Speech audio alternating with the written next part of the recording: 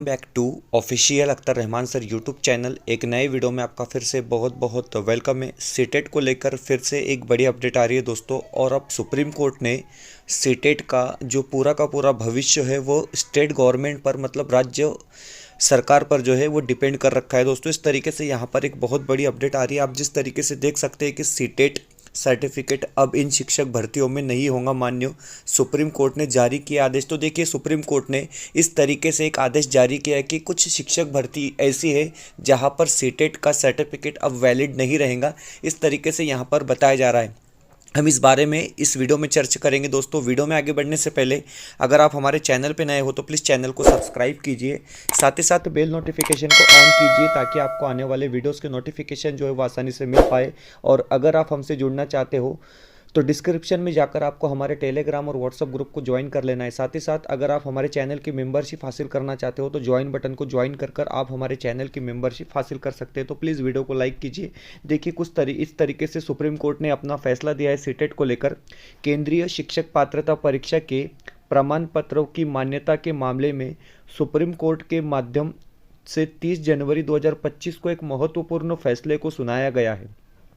दो न्यायाधीश की संयुक्त खंडपीठ के माध्यम से अभी स्पष्ट किया गया है कि सीटेट का जो सर्टिफिकेट है यह किन किन शिक्षक भर्तियों के लिए मान्य होगा, किन शिक्षक भर्तियों के लिए मान्य नहीं होगा। यानी सुप्रीम कोर्ट ने सीटेट को लेकर एक बार फिर से काफ़ी बड़ा आदेश पारित किया है। तो देखिए, साफ तौर पर सुप्रीम कोर्ट ने यहाँ पर क्लियर कर दिया है कि सीटेट का जो सर्टिफिकेट है वो किन शिक्षक भर्तियों के लिए मान्य होगा और किन शिक्षक भर्तियों के लिए मान्य नहीं होगा। आगे अगर आप देखोगे तो बताया गया है कि जैसे कि सीटेट एक शिक्षक पात्रता परीक्षा है जो कि शिक्षक भर्ती के लिए इस प्रमाण पत्र का काफ़ी महत्व रहता है, लेकिन कुछ ऐसी भर्तियां होंगी इसके लिए अब शिक्षक पात्रता परीक्षा के प्रमाण पत्र को मान्य नहीं किया जाएगा, मतलब सीटेट के प्रमाण पत्र को मान्य नहीं किया जाएगा। सुप्रीम कोर्ट ने इस संबंध में एक महत्वपूर्ण आदेश पारित किया है। केंद्रीय शिक्षक पात्रता परीक्षा अथवा किसी अन्य राज्य की शिक्षक पात्रता परीक्षा के सर्टिफिकेट को महत्व नहीं दिया जाएगा।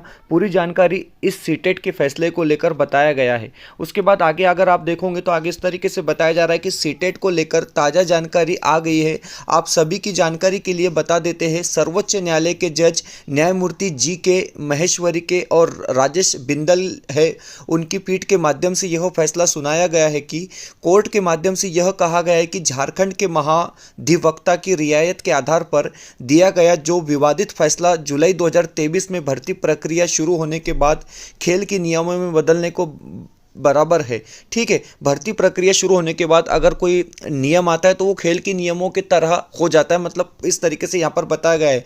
सुप्रीम कोर्ट के माध्यम से यह भी स्पष्ट किया गया है कि हम यह पूरी तरह से स्पष्ट करते हैं कि सीटेट के प्रमाण पत्र धारक और सीटेट सर्टिफिकेट के धारक जिनके माध्यम से उच्च न्यायालय के फैसले के बाद यह फिर नियमों में संशोधन के बाद आवेदन किया गया था, वे 2023 की भर्ती प्रक्रिया के लिए पात्र नहीं होंगे। याचिकाकर्ताओं के माध्यम से यह तक कह दिया गया था कि राज्य की निष्क्रियता से ने लगभग 3 से 4 लाख उम्मीदवारों को भर्ती प्रक्रिया से भाग लेने से रोक दिया गया था।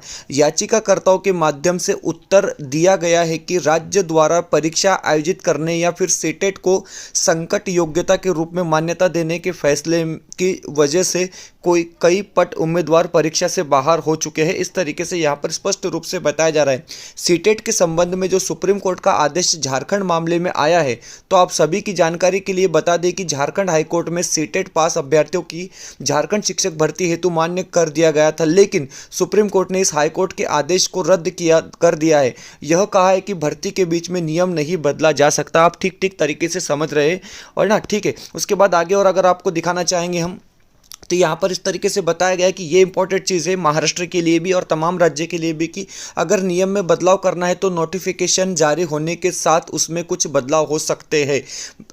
लास्ट में मैं आपको कुछ चीज़ें बताऊंगा। बीच में नियम नहीं बदले जा सकते, यानी अगर कोई भी राज्य सीटेट पास उम्मीदवारों को सम्मिलित करना चाहती है तो अपने नोटिफिकेशन में शुरुआत में ही स्पष्ट रूप से बता दे, मुख्य रूप से सीटेट केंद्रीय शिक्षक भर्तियों के लिए मान्य, लेकिन राज्य सरकार चाहे तो सीटेट पास उम्मीदवारों को भी अपने राज्य शिक्षक भर्ती में सम्मिलित कर सकते हैं। तो देखिए, इस तरीके से एक बड़ी अपडेट जो है वो सीटेट के मामले में यहाँ पर आ रही है। और मैं आपको बताना चाहूँगा महाराष्ट्र राज्य के लिए कि अगर टेट की नोटिफिकेशन आती है और टेट की नोटिफिकेशन में उस वक्त जिक्र किया जाता है, थर्ड टेट की हम बात कर रहे हैं, क्योंकि पहले और दूसरे टेट के लिए तो सीटेट जो है वो वैलिड था, और तीसरे टेट की अगर आप बात कर रहे हैं तो ये पूरा का पूरा डिपेंड होता है राज्य सरकार पर। अगर राज्य सरकार जब शिक्षक भर्ती का नोटिफिकेशन निकालती है तभी राज्य सरकार ये डिपेंड कर सकती है कि मतलब ये वहाँ पर फैसला ले सकते हैं कि सीटेट को हमने सीटेट पास अभ्यर्थियों को जो है परीक्षा में शामिल होने का मौका देना है या नहीं देना है। ये आप कब कर सकते हैं, जब आप नोटिफिकेशन निकालते हैं तभी आपने ये काम करना है। बीच में शिक्षक भर्ती में कुछ किसी तरीके का कोई संशोधन नहीं होगा, इस तरीके से सुप्रीम कोर्ट ने यहाँ पर सीधे सीधे साफ तौर पर कहा है। तो महाराष्ट्र को लेकर फिलहाल इस पर कोई अपडेट नहीं है, लेकिन जब थर्ड टेट का नोटिफिकेशन आएगा और नोटिफिकेशन आने के बाद में स्पष्ट रूप से पता चलेगा कि सीटेट को लेकर शिक्षक पात्रता स्टेट मतलब शिक्षक अभियोग्यता और बुद्धिमत्ता चाचनी को लेकर उसमें सीटेट का क्या रोल रहता है, इस तरीके से वो नोटिफिकेशन के वक्त ही जो है पूरी तरीके से स्पष्ट हो जाएगा। फिलहाल वीडियो में इतना ही। वीडियो बेहतर लगी तो प्लीज़ वीडियो को लाइक कीजिए, चैनल पे नए हो तो प्लीज़ चैनल को सब्सक्राइब कीजिए। मिलते हैं नए वीडियो में बेहतर अपडेट के साथ।